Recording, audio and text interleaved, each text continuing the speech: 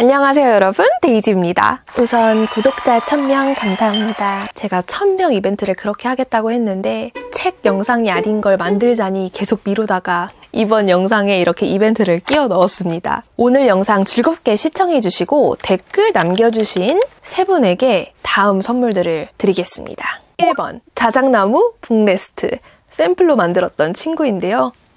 숲향은 나지 않으나 아주 깔끔한 것이 특징입니다. 2번 삼나무 북레스트, 신상품인데요. 실제 판매될 제품은 내추럴 오일을 발랐는데 이 친구는 본연의 생 삼나무 매력을 느낄 수 있습니다. 숲향이 엄청나고요. 그리고 삼나무 특징은 가볍습니다. 3번 2주 전에 제가 제주 북페어에서 구매한 책 3권, 이 중 2권은 오늘 소개해드릴 것이고, 이 책은 올해 들어서 제가 처음으로 중도하차한 책인데 받으실 분은 선택권이 없습니다. 선물 받고 싶으신 분은 아무거나 또는 1, 2, 3 남겨주시면 되겠습니다. 100% 기계로 랜덤으로 돌릴 거라서 많은 참여 부탁드립니다. 앞으로도 받은 사랑 톡톡히 더 많이 돌려드리는 데이지 되겠습니다. 잘 부탁드립니다. 바로 지난주에 읽은 책 소개 시작해보겠습니다. 첫 번째 책은 모옌의 개구리입니다. 작년 믿음사 북클럽에서 선택도서로 겟한 책인데 제일 두껍고 제일 비싸서 구매했었습니다. 근데 애물단지처럼 1년 내내 묵히고 있다가 다음 주에 또 믿음사 북클럽이 열리죠. 그때 고른 책들 내가 다 읽지 않으면 나는 새롭게 가입할 자격이 없다. 그리하여 지난번에 소개한 패스트 이후로 또 완독한 책인데요. 진짜 재밌습니다. 읽어본 믿음사 고전 중에서 제일 재밌지 않았나. 물론 제인 오스틴 책들도 재밌긴 하지만 이 책은 말이죠. 중국의 산하 제한 정책을 담은 책입니다. 백그라운드를 설명해 드리자면 1969년 중국의 출산율이 무려 6.18명이었습니다. 경제 발전을 저해한답시고 이제 산하 제한 정책이 시작되었어요. 아이들이 특히나 많이 태어나는 이제 농촌들, 지방 관리들에게 생육 지표를 끌어내리라고 강압적으로 지시가 들어간 거죠. 참고로 이 시절 한국은 어땠나? 비슷했습니다. 한국 또한 출산율이 3.5명이었고 1974년 임신 안 하는 해 이렇게 캠페인을 펼칠 정도였다고 합니다. 정관수술을 받으면 예비군 훈련도 면제되고 아파트 입주 우선권까지 주어졌다고 합니다. 물론 비교할 수 없을 정도로 더 강했던 중국, 이 정책을 아예 헌법에다 넣어버린 거죠. 소설 속 배경은 그 시절 가오미 둥베이항이라는 농촌입니다. 이 농촌에서 커더우라는 소년이 산부인과 의사인 고모 완신이 받아줘서 태어났습니다.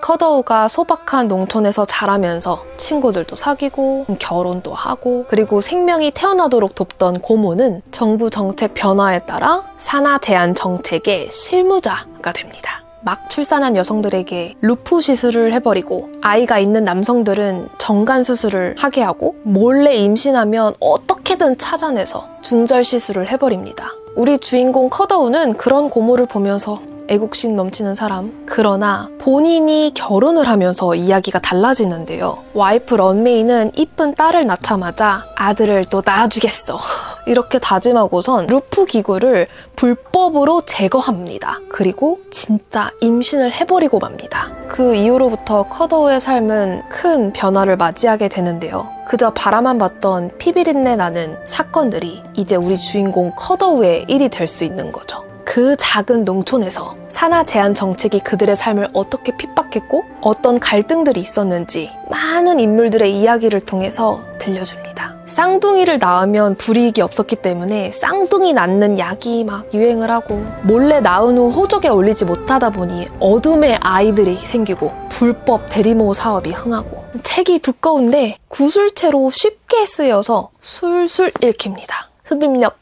중국의 이 정책이 얼마나 인권을 침해했는가 역으로 상상해보자면 국가가 저에게 강제로 임신을 하여라 아니면 벌금을 내거라, 그런 그림이지 않을까.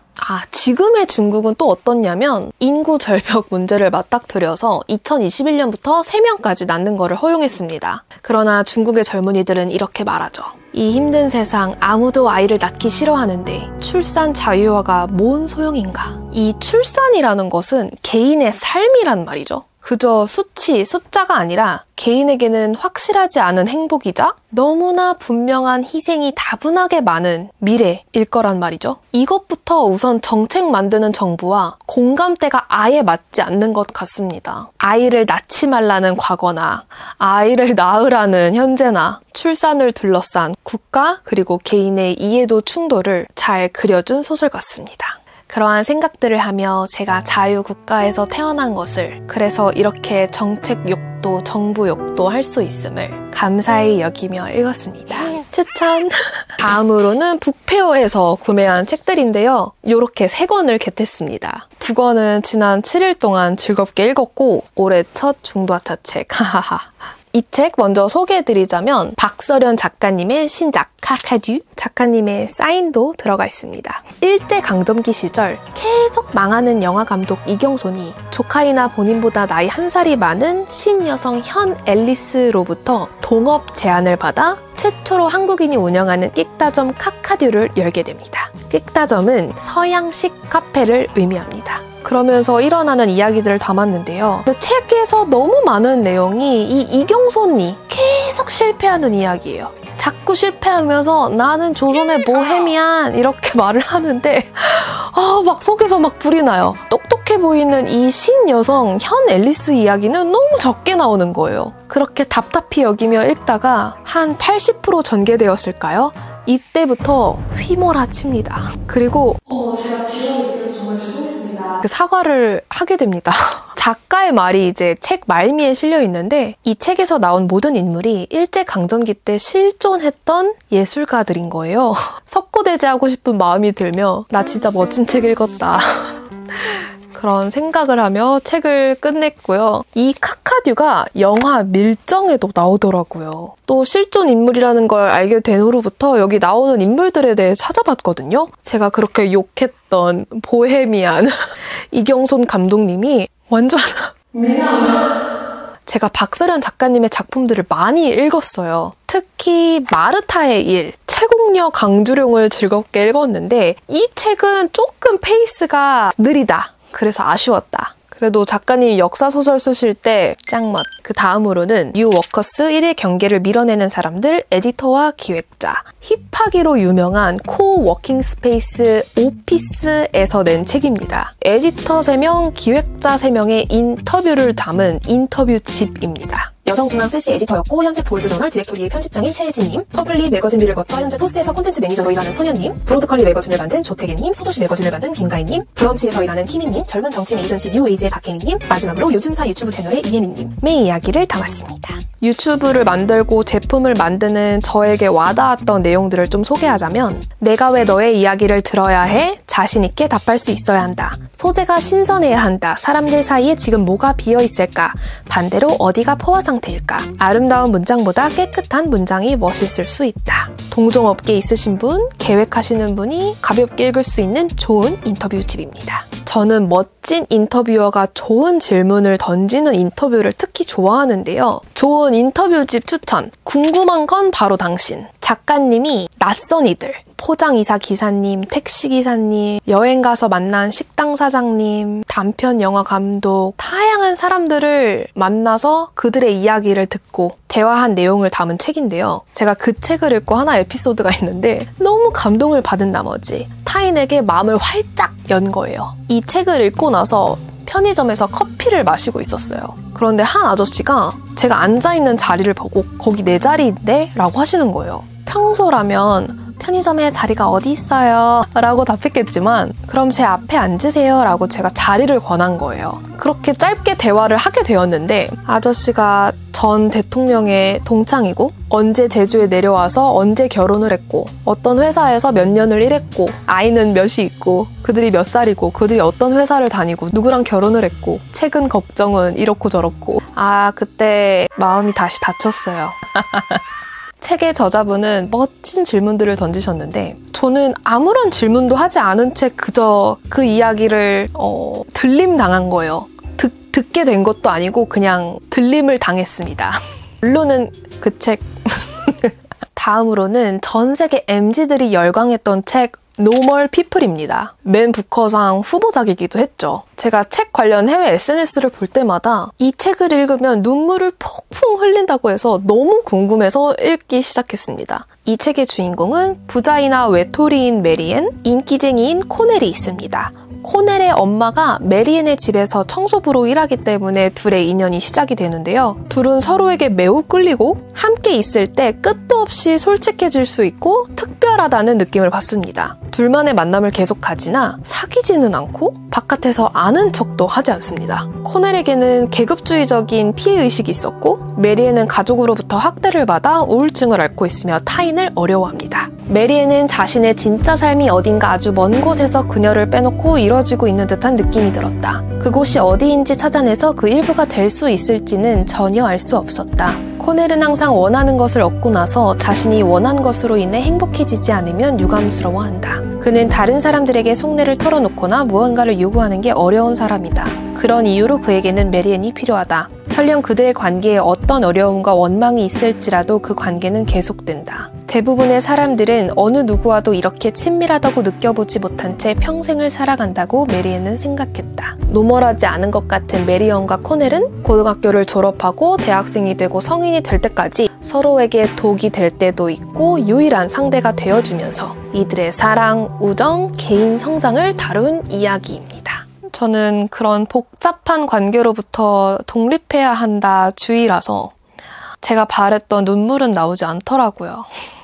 이 책을 읽으면서 제가 중요하다고 생각하는 관계의 독립에 대해 생각해 보았는데요. 어떤 관계들은 그 시절의 관계로 그냥 냅두는 게 좋다고 생각하는 편이에요. 소꿉친구라든지 20대 때 아주 혈기왕성했을 때 만났던 사람이라든지 그 사람과 보낸 시간이 길다고 아득바득 어떻게든 연을 이어나가려고 하는 노력이 오히려 나에게 해가 될 수 있다.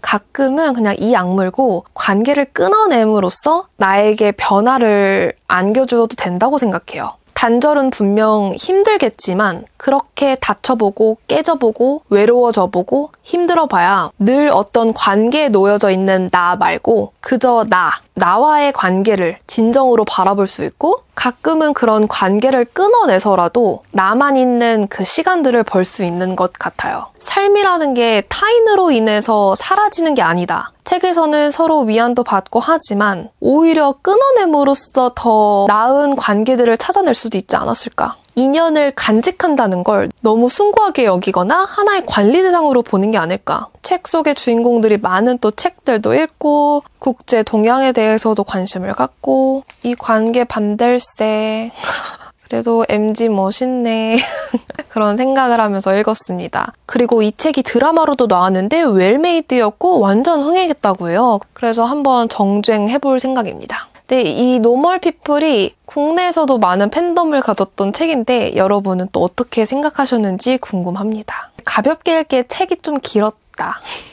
마지막 책으로는 김겨울님의 언제나 다음 떡볶이가 기다리고 있지. 겨울 서점의 그 김겨울님이 떡볶이 킬러셨더라고요. 저의 소울푸드는 떡볶이인데 떡볶이 러버라면 환장할 만한 아주 고급 정보들이 많이 들어가 있습니다. 겨울님의 페이보릿 떡볶이 키트들, 맛집들, 엄마의 레시피까지. 책에서 재밌었던 내용은 외국인이 떡볶이를 보면 코리안 파스타라고 한대요. 근데 겨울님이 또 좋아하는 음식이 파스타거든요. 생각해보니까 곡물 가루로 만든 반죽에 소스를 넣으면 파스타? 그러면 파스타는 웨스턴 떡볶이? 근데 저도 밥보다 파스타를 더 자주 먹거든요. 내가 그래서 파스타와 떡볶이를 좋아하는구나. 떡볶이와 파스타의 평행이론설에 이 말을 탁 떡볶이 좋아하신다면 이 말씀드린 고급 정보들을 위해서 가볍게 읽어보시는 걸 추천합니다. 얇아서 진짜 한두 시간이면은 끝낼 수 있는 분량입니다. 지금 저녁 시간이 다 되어서 겨울님 레시피대로 한번 바로 떡볶이 해 먹을 생각인데 영상 끝에 후기 알려드릴게요. 책 소개는 여기까지. 긴 영상 봐주셔서 감사드리고 이벤트 많은 참여 부탁드립니다. 겨울님의 레시피대로 떡볶이를 해보았고 맛을 봐보겠습니다.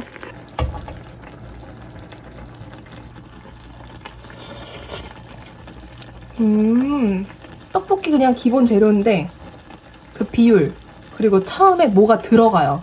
너무 맛있는데? 와우.